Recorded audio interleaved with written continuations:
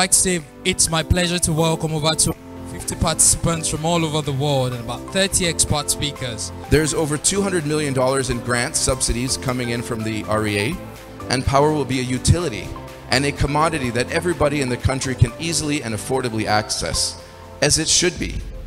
And most importantly, when that happens, no Nigerian will be left in darkness. You have a true partner in the European Union, that a lot has been done already, but much more needs to be done if we are to fuel those value chains that will create sufficient investments and jobs to cater for that very significant population growth that we see, the young population, the dynamic, the vibrant population of Nigeria, with all those opportunities, but also with all the risks.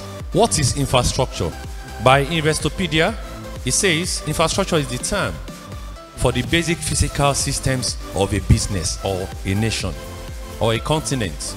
Transportation, communication, sewage, water, electric systems.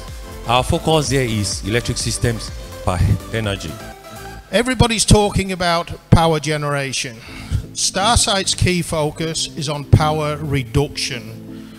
Just as much an energy efficiency business as we are a power production business. We have 14.5 megawatts of installed generating capacity.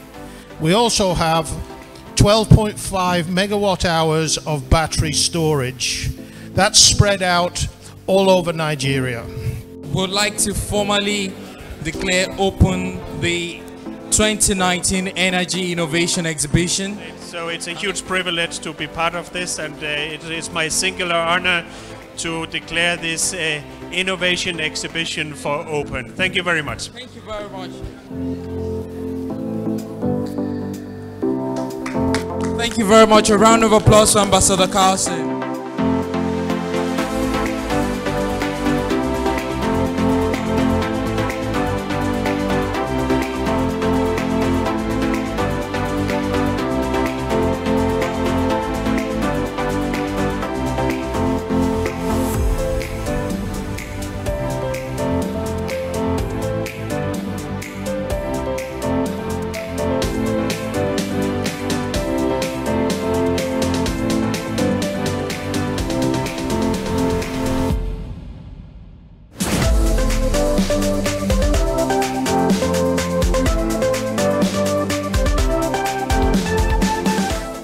Energy is a renewable energy company based in Abuja. We provide clean energy services and solutions, and our mission is to accelerate the adoption of clean and energy efficient technologies across households and communities. We are saying that the future is going to be much more electric, more digitized, more decarbonized, and more decentralized.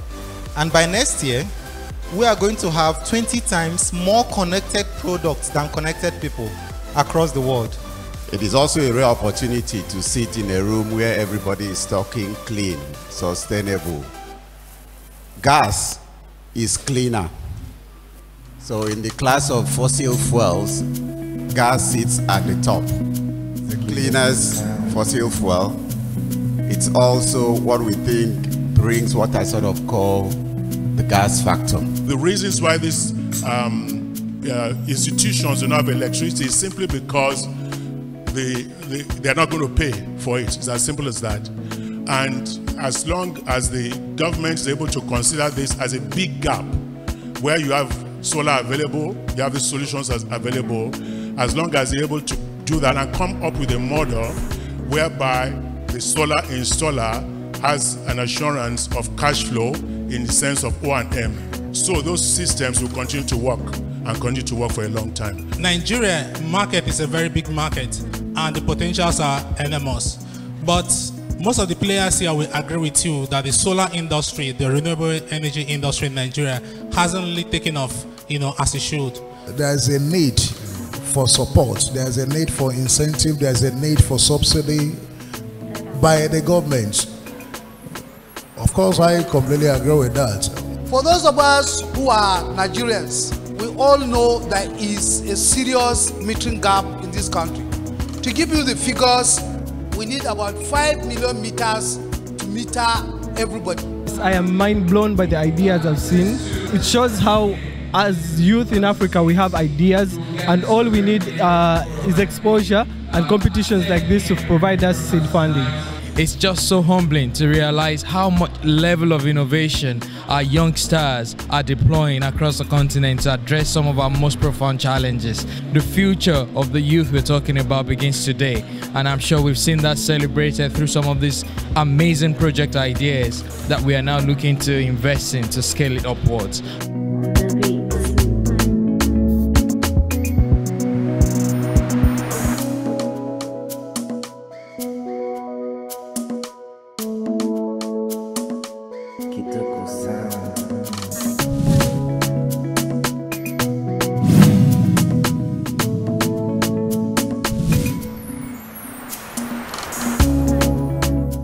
How do you think that the partnership with Electrify will help you reach customers in rural areas?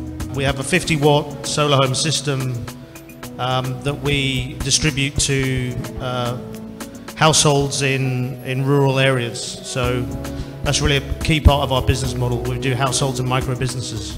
What do we exactly do? We do really mainly two things. We try to generate new ideas and we try to improve existing ideas.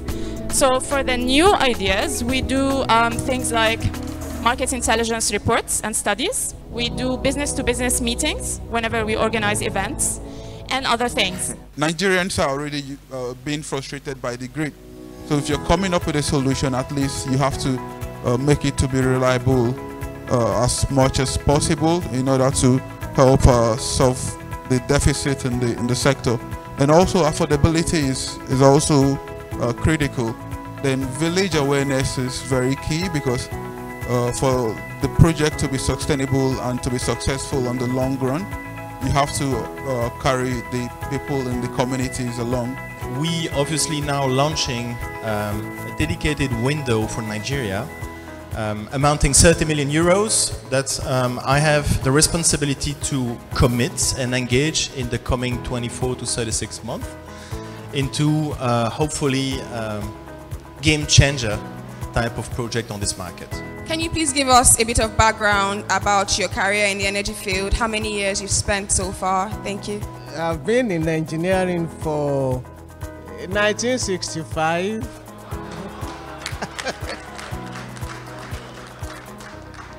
All my engineering career, I was the only woman in the whole classroom, in the faculty where when I was doing my master's degree, and so on. So the only mentors I've had in my life have been men.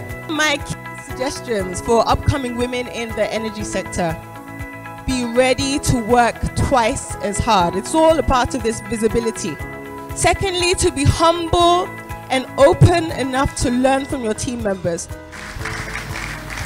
I want to present some award of recognition to some of our sponsors right now.